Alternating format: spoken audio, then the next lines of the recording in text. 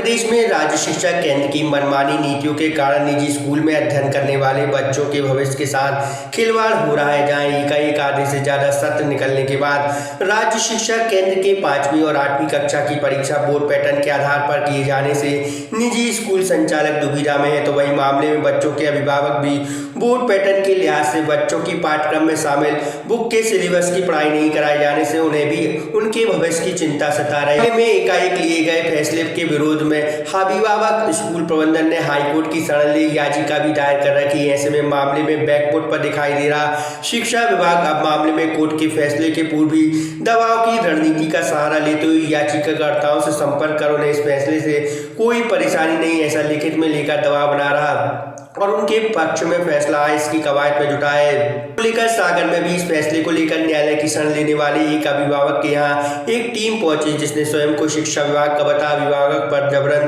दबाव बनाए कागज पर हस्ताक्षर लेने का प्रयास किया। जहां अभिभावक राजी नहीं हुए तो टीम के सदस्य बैरंग लौट गए। इस मामले में निजी स्कूल प्रबंधन तक मामले की जानकारी पहुंचने पर उन्होंने भी अभिभावकों से संपर्क कर पूरे मामले की जानकारी ली। वहीं शिक्षा विभाग की तरफ से जारी कवायद पर अपनी कड़ी आपत्ति भी दर्ज कराई है। निजी स्कूल के संचालकों के मुताबिक हर स्कूल का अपना कैलेंडर होता है जहां उस लिहाज से वह सत्र संचालित करते हुए पाठ्यक्रम के मुताबिक अध्ययन कराते हैं। ऐसे में पिछले वर्षों कोरोना के कारण प्रभावित पढ़ाई से वैसे ही बहुत से बच्चे प्रभावित हुए जिनमें खासकर राइट टू एजुकेशन के तहत दाखिला लेने वाले गरीब बच्चे शामिल हैं जो ऑनलाइन क्लासेस का व उनके पास मोबाइल फोन जैसी सुविधा उपलब्ध नहीं होने पर सही लाभ नहीं ले पाए। इसके साथ ही उन्हें कोई अन्य अध्ययन के लिए सुविधा उपलब्ध नहीं कराई गई और अब बोर्ड परीक्षा लेने का फरमान भी लगभग आधा सत्र निकलने के बाद जारी करना कहीं से भी बच्चों के भविष्य के लिहाज से उचित कदम नहीं, क्योंकि इसमें जो पाठ्यक्रम के आधार पर परीक्षा होनी है उसमें कुछ की बुक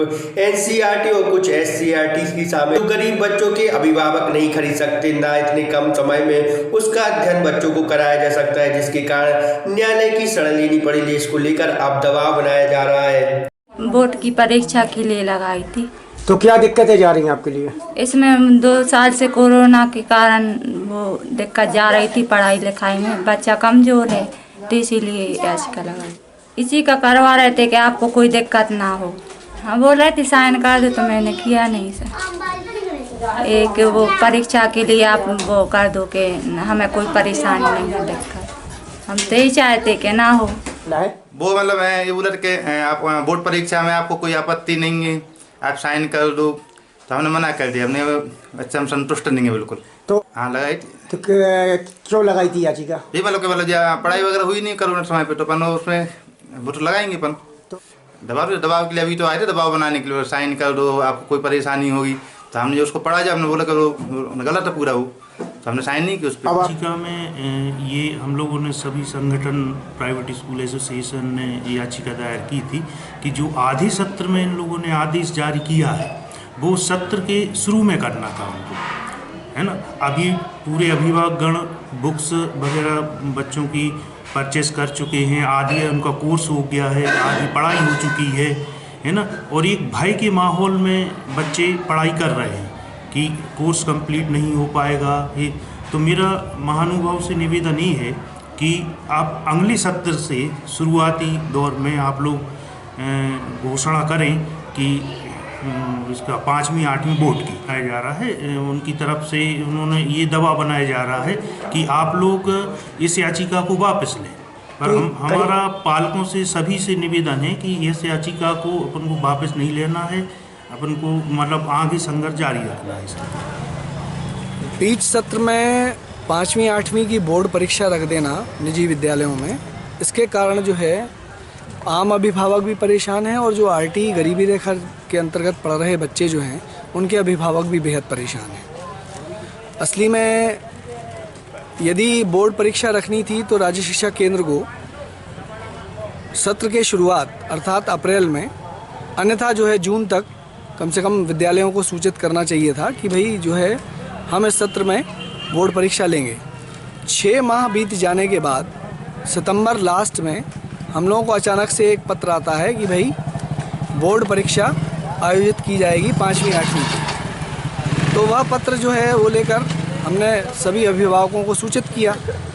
अभिभावकों की आपत्तियां आना शुरू हो गई कि हम सर बोर्ड परीक्षा कैसे दे पाएंगे, हम ये पुस्तकें नहीं खरीद सकते, खासकर गरीबी रेखा वाले बच्चों के पेरेंट्स की, क्योंकि उनके लिए 500-800 की राशि भी काफ़ी होती है। तो हमने कहा भाई अब चूँकि आदेश है सरकार का, इसलिए जो है आपको जो है ये मानना होगा, और हम भी जो है उसके लिए मानने के लिए बाध्य हैं, लेकिन हम इसके खिलाफ़ जो है हम न्यायालय जाएंगे।